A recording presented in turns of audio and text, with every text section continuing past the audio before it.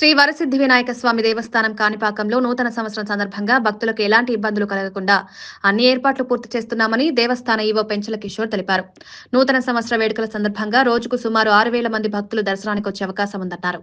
ఈ నేపథ్యంలో క్యూలైన్ నిర్వహణను పటిష్టంగా ఏర్పాటు చేస్తున్నామని వెల్లడించారు. క్యూలో నిలిచే భక్తులకు బాదం పాలు, బిస్కెట్లు అందించడంతో పాటు అన్నప్రసాదం పంపిణీకి ప్రత్యేక ఏర్పాట్లు చేస్తున్నామన్నారు.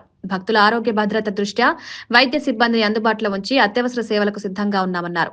పోలీస్ శాఖ సహకారంతో భద్రతా ఏర్పాట్లు కూడా కట్టుదిట్టంగా అమలు చేస్తున్నామని పేర్కొన్నారు.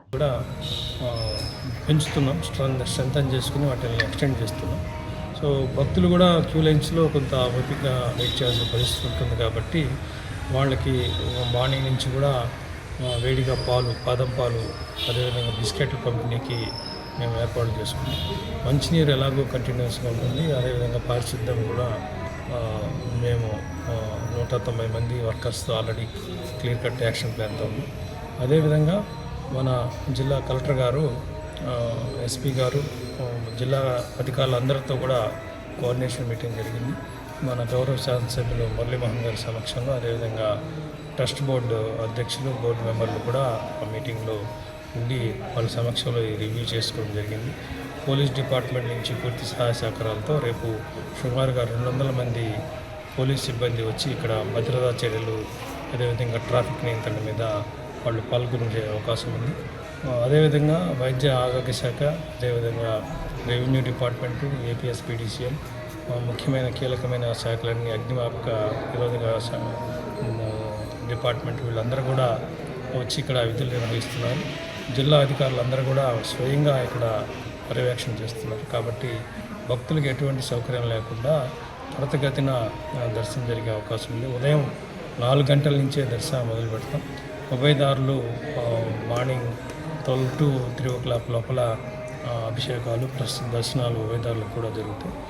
మేమందరం కూడా బోర్డు, కొత్తగా ఏర్పడిన బోర్డు మెంబర్సు, చైర్మన్ గారు, దేవాదాయ సిబ్బంది అందరం కూడా భక్తులకు ఎటువంటి అసౌకర్యం కలగకుండా శీఘ్రగతిన దర్శనం చేస్తున్నాం. అదే ప్రసాదాలు కూడా లడ్డు కౌంటర్స్ని పెంపొందించాం. ఇంతకుముందు మనకి 2 కౌంటర్స్ ఉన్నాయి. ఇప్పుడు అదనంగా ఒక 4, టోటల్గా 6 కౌంటర్స్ పెడుతున్నాం. ఒకటి ఆన్లైన్ కౌంటర్ కూడా ఉంటుంది. 7 కౌంటర్స్లో లడ్డు ప్రసాదాలు విక్రయణ జరుగుతుంది.